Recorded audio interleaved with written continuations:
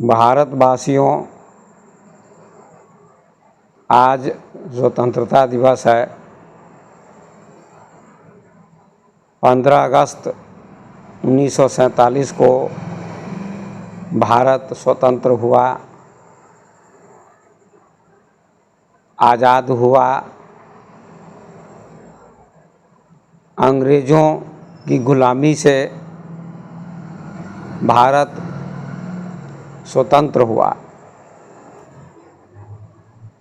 कोई भी परतंत्र नहीं रहना चाहता है। स्वतंत्रता सभी को पसंद होती है। और आप जानते हैं कि लगभग 200 वर्षों तक अंग्रेज़ों ने भारत को गुलाम बनाया था। अंग्रेज़ों ने भारत पर शासन किया था। भारत परतंत्र था। भारत की स्वतंत्रता छिन गई थी और भारत का हर व्यक्ति स्वतंत्र होने के लिए मजबूर था।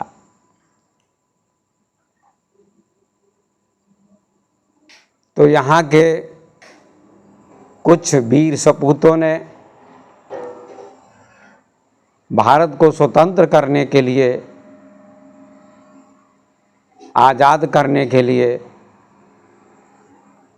अपने प्राणों की आहुति दी और अंग्रेज़ों का सामना किया।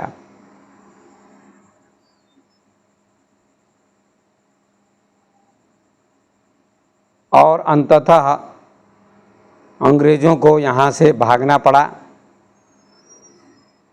भारत स्वतंत्र हो गया। आज हम सब लोग स्वतंत्र भारत में निवास करते हैं। स्वतंत्र भारत में हम सब रहते हैं और स्वतंत्रता पूर्वक खाते हैं, पीते हैं और जीवन यापन करते हैं। परतंत्रता है क्या? कैद है, जेल है। और जेल किसी को पसंद नहीं होती है। आप सभी जानते हैं जेल में भी भोजन मिलता है, पानी मिलता है, रहने की व्यवस्था होती है, पर वहाँ स्वतंत्रता नहीं होती है, वहाँ आज़ादी नहीं होती है, वहाँ परतंत्रता होती है। और जेल किसी को पसंद नहीं होती है, कैद किसी को पसंद नहीं होती है, कारागार किसी को पसंद नहीं होता है। ठीक इसी प्रकार से कोई भी व्यक्ति परतंत्रता में जीवन यापन नहीं करना चाहता है। स्वतंत्रता हमारे जीवन के लिए आवश्यक आधार स्तंभ है। किसी ने कहा है freedom is the foundation of life. स्वतंत्रता ही हमारे जीवन का आधार स्तंभ है। यदि जीवन में स्वतंत्रता नहीं है तो वह जीवन जीवन नहीं है। गुलामी का जीवन पशुवत जीवन है। तो हम गुलामी को पसंद नहीं करते। तो भौतिक रूप से,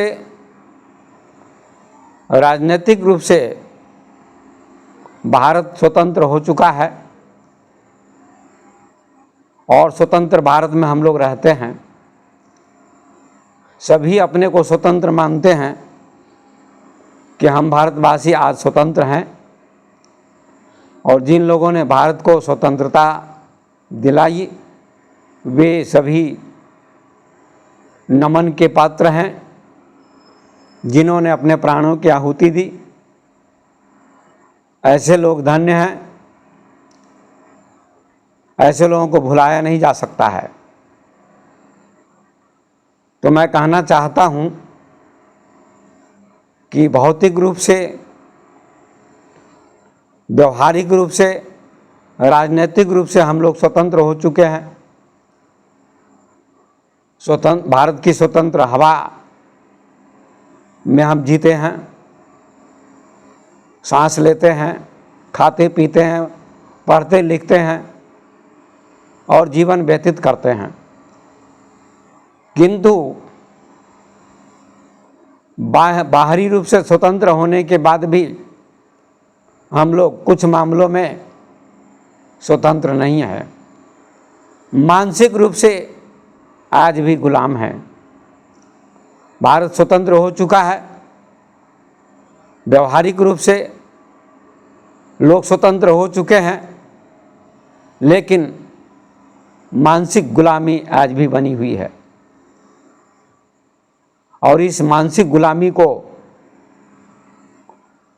तोड़ना बहुत आवश्यक है। मानसिक गुलामी व्यक्ति को जन्मों जन्मों तक भटकाती है और मैं समझता हूँ कि अधिक लोग मानसिक गुलाम हैं। कैसे? आपने महाभारत का वह प्रसंग सुना होगा कि युद्ध के मैदान में दोनों पक्षों की सेनाएं खड़ी थीं। अर्जुन ने कौरव पक्ष की सेना को देखा। कौरव पक्ष की सेनाओं में बड़े बड़े योद्धा थे, भीष्म पितामह, कर्ण, द्रोणाचार्य, कृपाचार्य आदि। उनको देखकर अर्जुन कांपने लगा, व्यथित होने लगा। अर्जुन मोह की दलदल में फंस गया और उसने श्री कृष्ण से कहा कि मैं युद्ध नहीं करूंगा। इन गुरुजनों को मारकर मैं क्या करूंगा? इन गुरुजनों को मारकर, इन आत्मीय जनों को मारकर मैं क्या करूंगा? इससे तो अच्छा है भिक्षा मांगकर खाना। इसलिए मैं हे केशव युद्ध नहीं करूंगा। मोह की दलदल में अर्जुन धंसता जा रहा था। मोह क्या है? गुलामी है। और मोह कहाँ होता है? मन में होता है। तो अर्जुन मोह के बंधन में फंस गया। मोह जंजीर बन जाता है। अर्जुन के लिए मोह जंजीर बन गया और उसने युद्ध करने से इनकार कर दिया, गांडीव रख दिया और कहा मैं युद्ध नहीं करूंगा। नपुंसकता को प्राप्त हो गया। श्री कृष्ण ने देखा कि अर्जुन कायरता को प्राप्त हो रहा है, ये अच्छा नहीं कर रहा है। इसलिए श्री कृष्ण ने अर्जुन को जगाने का काम किया, अध्यात्म का संदेश दिया और अर्जुन से कहा तुम यह अच्छा नहीं कर रहे हो, तुम नपुंसकता को प्राप्त हो रहे हो, कायरता को प्राप्त हो रहे हो, ये तुम्हारी कायरता है।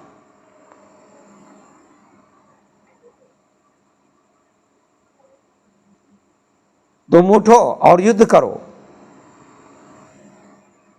क्योंकि जिनको देखकर तुम्हें मोह प्राप्त हुआ है वे अन्याय के पक्ष में हैं।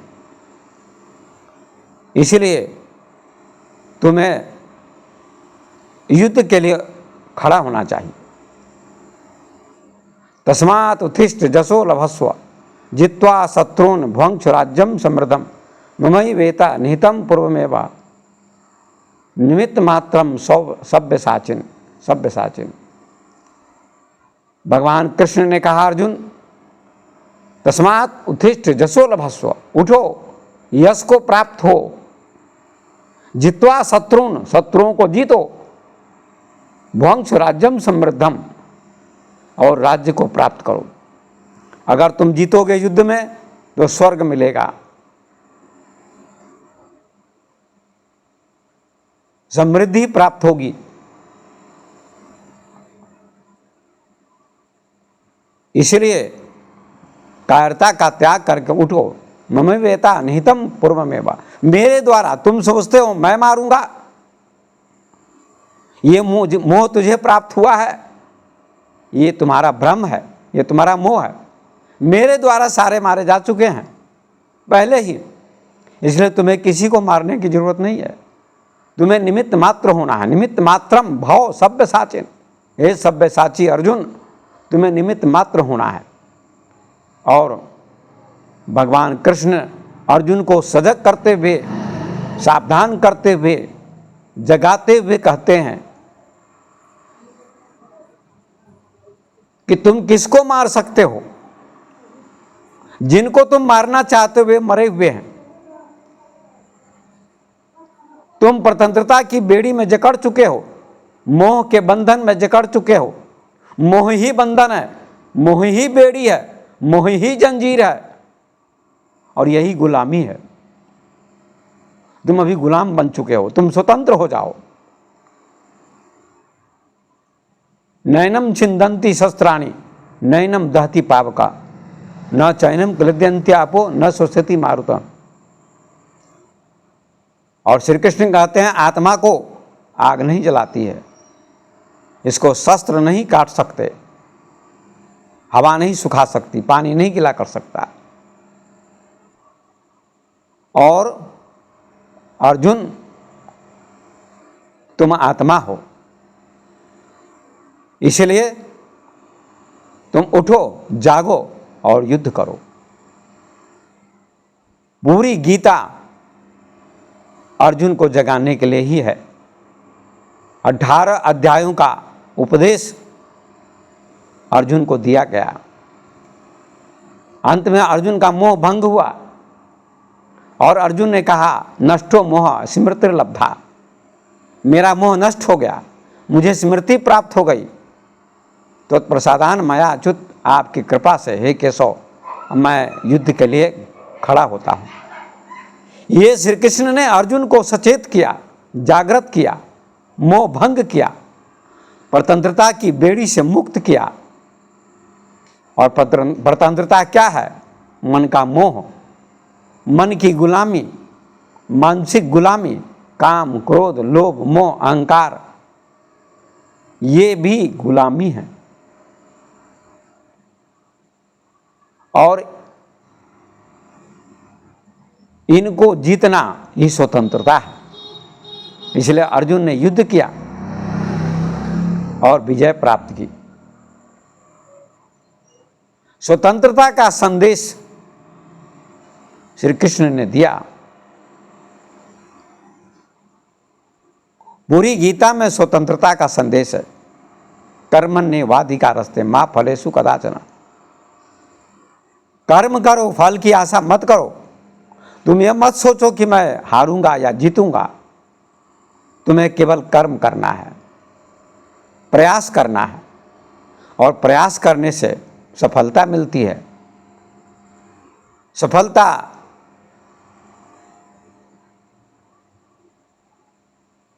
चरण को चूमती है। इसलिए स्वतंत्रता हर व्यक्ति को पसंद होती है।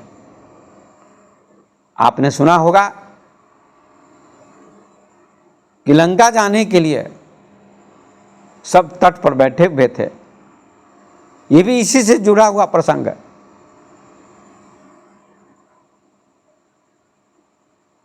कोई भी अंत में तैयार नहीं हुआ, तो जामवंत ने हनुमान को जगाया, क्योंकि हनुमान सोए हुए थे, चुप्पी साधे बैठे थे। उनमें शक्ति थी समुद्र पार जाने की, लंका जाने की, लेकिन शक्ति को भूल चुके थे। जब व्यक्ति शक्ति को भूल जाता है तो गुलाम बन जाता है। मन का गुलाम बन जाता है, समाज का गुलाम बन जाता है, कोई धर्म का गुलाम बन जाता है, संप्रदाय का गुलाम बन जाता है। पत्नी पति का गुलाम बन जाती है, बेटा बाप का गुलाम बन जाता है। तरह तरह की गुलामियां हमारे समाज में हैं। भारत स्वतंत्र हो चुका है पर आज भी गुलामी बनी हुई है। धार्मिक गुलामी भी होती है, सामाजिक गुलामी भी होती है। इन सारी गुलामियों को तोड़ना आवश्यक है। लोग संप्रदाय से जुड़े होते हैं, धर्म से जुड़ जाते हैं और धर्म के गुलाम बन जाते हैं और कहते हैं इस धर्म के अलावा दूसरा धर्म नहीं। बहुत सारे धर्म हैं पृथ्वी पर, उन धर्मों के लोग गुलाम बन चुके हैं। स्वतंत्र होकर चिंतन नहीं करते हैं। समाज भी गुलाम बनाता है।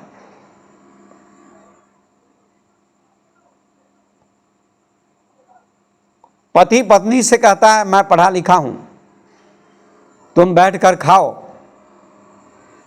केवल भोजन बनाओ, घर का काम करो, सर्विस मैं करूंगा, व्यवस्था मैं करूंगा, तुम्हें करने की जरूरत नहीं है, तुम्हें नौकरी करने की जरूरत नहीं है।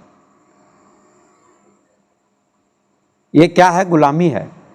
ये क्या है? परतंत्रता है।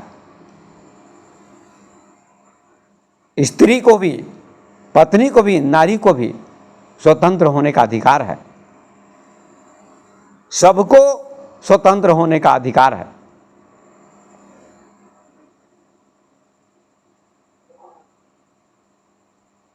तो जामवंत ने हनुमान को जगाया। हनुमान जी की सुषुप्त शक्ति जागृत हो गई और वे समुद्र को पार कर गए। इसका अर्थ है कि हर व्यक्ति में स्वतंत्रता छुपी हुई है। स्वतंत्रता है क्या? आत्मा की शक्ति ही स्वतंत्रता है। कठोपनिषद में नचिकेता से यमराज ने कहा उत्तिष्ठत जागृत प्राप्य वरानि बोधत क्षुरस्य धारा निस्ता दुरतया दुर्गम पथस्तत्कवियो वदन्ति। उठो जागो, उत्तिष्ठत जागृत प्राप्य, उठो जागो, वरानि बोधत, श्रेष्ठ तत्व को, श्रेष्ठ पद को पाने के लिए सजग हो जाओ। तो उपनिषद भी स्वतंत्रता का संदेश देता है। उपनिषद घोषणा करता है कि तुम सभी स्वतंत्र हो, तुम चेतना हो, तुम आत्मा हो, तुम मन नहीं हो, तुम शरीर नहीं हो, तुम किसी के गुलाम नहीं हो, तुम स्त्री नहीं हो, तुम पुरुष नहीं हो। अपने को स्त्री पुरुष मानना भी एक गुलामी है। हर व्यक्ति को यह ज्ञान होना चाहिए। उपनिषद एक संदेश देता है, उपनिषद जगाता है कि तुम चैतन्य मात्र हो, चेतना मात्र हो। और जिस क्षण, जिस समय किसी ज्ञानी के द्वारा आपको अपनी चेतना का बोध होगा तो आप स्वतंत्र होंगे।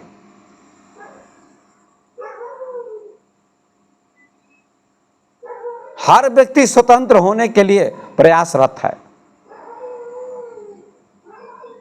लेकिन स्वतंत्रता का बोध नहीं होता है।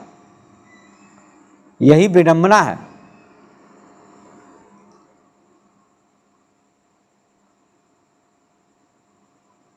तो परतंत्रता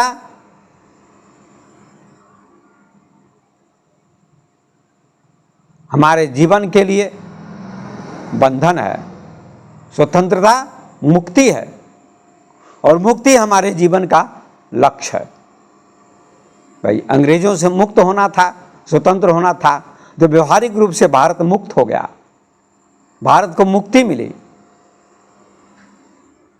लेकिन मन से मुक्ति किसी को नहीं मिलती है, किसी किसी को मिलती है।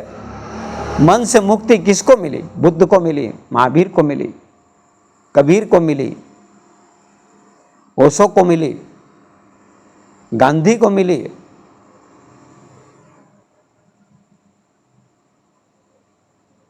मन से मुक्ति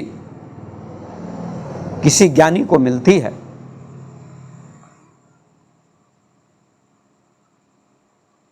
तो असली अर्थों में, सही अर्थों में, उपनिषद के अर्थों में, वेदांत के अर्थों में आत्मा को जानना ही मुक्ति है, आत्मा को न जानना ही गुलामी है, प्रतंत्रता है। बाहरी स्वतंत्रता तो प्राप्त हो चुकी है, लेकिन आंतरिक स्वतंत्रता किसी किसी को प्राप्त होती है।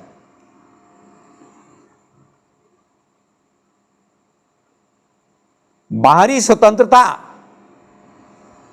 को बाह्य शत्रु छीन लेते हैं।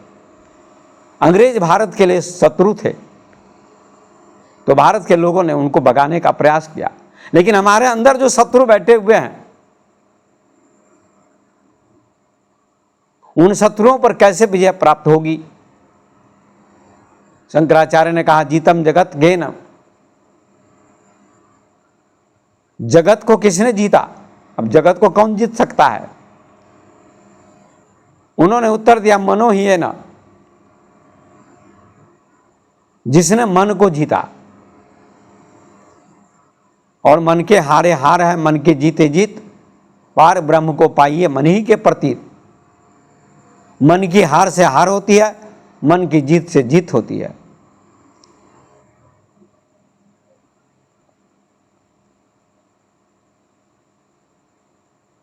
दूसरों पर विजय प्राप्त करना यह स्वतंत्रता नहीं है।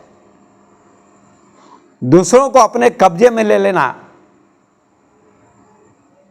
दूसरों को जीत लेना, दूसरे के शरीर पर कब्जा कर लेना, यह स्वतंत्रता नहीं है। ये तो जबरदस्ती की स्वतंत्रता है। लेकिन जो आंतरिक स्वतंत्रता होती है, जिसमें सहजता होती है, सरलता होती है, वह स्वयं मन के जीतने से स्वतंत्रता आती है।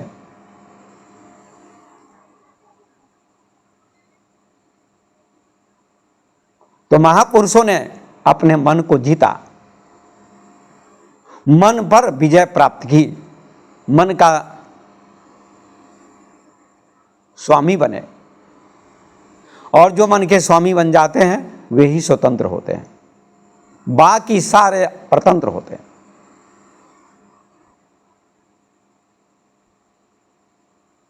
मन के स्वामी बनने की जरूरत है। मन पर स्वामित्व की जरूरत है। किसी व्यक्ति पर स्वामित्व हम जमाते हैं, किसी व्यक्ति को गुलाम बनाने का प्रयास करते हैं, किसी व्यक्ति को हम वश में करने का प्रयास करते हैं, तो उसका शरीर तो वश में हो जाएगा, लेकिन मन वश में नहीं होगा।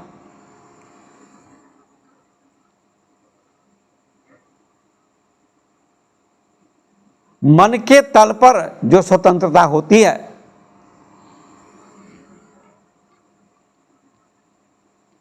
वही असली स्वतंत्रता है।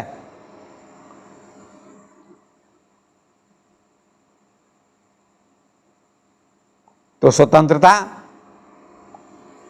दिवस के अवसर पर मैंने बाहरी स्वतंत्रता की भी चर्चा की कि भारत भौतिक रूप से, राजनीतिक रूप से, व्यवहारिक रूप से स्वतंत्र हो चुका है और स्वतंत्र भारत में हम सब निवास करते हैं। ये हमारा सौभाग्य है। पर जो आंतरिक हमारी स्वतंत्रता है वह मिटनी चाहिए। बाहरी स्वतंत्रता मिट चुकी है, अंग्रेजों की गुलामी से हम मुक्त हो चुके हैं, पर भीतर जो अंग्रेज बैठा हुआ है उसकी गुलामी से मुक्त होना जरूरी है। भीतर भी अंग्रेज बैठा हुआ है, लेकिन इस बात को बहुत कम लोग जानते हैं। बड़े लिखे लोग भी इस पर बहुत कम चिंतन करते हैं कि बाहर के अंग्रेज से हम मुक्त हो चुके हैं, हमारा भारत मुक्त हो चुका है, पर हमारे भीतर भी अंग्रेज बैठा हुआ है। वो अंग्रेज हमारा मन है। जो युद्ध चलता है समाज में, दो देश लड़ते हैं, संघर्ष चलता है, लड़ाई चलती है, विवाद चलता है, ये सब क्या है? जो संघर्ष चलता है, लड़ाई चलती है, विवाद चलता है, युद्ध होते हैं, ये सब परिणाम भीतर बैठे हुए अंग्रेजों का परिणाम है। भीतर बैठा हुआ अंग्रेज, सबसे बड़ा अंग्रेज जो शासक है, वो हमारा मन है। इसलिए ज्ञानियों ने कहा, महापुरुषों ने कहा, बुद्ध ने कहा, चाहे महावीर ने कहा, चाहे कबीर ने कहा, चाहे शंकराचार्य ने कहा, चाहे अष्टावक्र ने कहा, चाहे सुकरात ने कहा, चाहे ओशो ने कहा, उन महापुरुषों ने कहा तुम्हारे अंदर जो मन रूपी अंग्रेज बैठा हुआ है उसको जीतो, उस पर स्वामित्व प्राप्त करो, उसको हटाओ, उसके गुलाम मत बनो, उसकी गुलामी मत करो, उसका स्वामी बनो। यही असली स्वतंत्रता है, आध्यात्मिक स्वतंत्रता है। और आध्यात्मिक स्वतंत्रता हमको संपूर्ण रूप से मुक्ति देती है। आध्यात्मिक स्वतंत्रता, मन पर स्वामित्व करना ही आध्यात्मिक स्वतंत्रता कहलाती है। और जो मन पर नियंत्रण कर लेता है, मन का स्वामी बन जाता है, वही असली स्वतंत्र व्यक्ति होता है। यही जीवन की असली स्वतंत्रता है। तो दोनों स्वतंत्रता की जरूरत है। बाहरी जो दुश्मन होता है उसको भी हटाना जरूरी होता है, उसको भी मिटाना जरूरी होता है, उसको भी भगाना जरूरी होता है। और भीतर का जो शत्रु होता है उसको भी हटाना जरूरी होता है। तो दोनों प्रकार की स्वतंत्रता की मैंने व्याख्या की। अब मैं अपनी वाणी को विराम देता हूँ। आप सब इस पर चिंतन करें, मनन करें, विचार करें, तो आपके जीवन में बहुत बड़ी क्रांति हो सकती है, इनकलाब हो सकता है। तो आज इनकलाब का नारा लगाया गया। स्वतंत्रता दिवस अमर रहे, 15 अगस्त अमर रहे। ये बाहरी क्रांति है, इसकी भी ज़रूरत है, हमारे देश पर दूसरा कोई आक्रमण न कर सके। और भीतर की जो क्रांति है, भीतर का जो इनकलाब है, भीतर की जो स्वतंत्रता है, वो है मन पर नियंत्रण करना, मन का स्वामी बनना। इन्हीं शब्दों के साथ आप सबको शुभकामना देते हुए अपनी वाणी को विराम देता हूँ। धन्यवाद।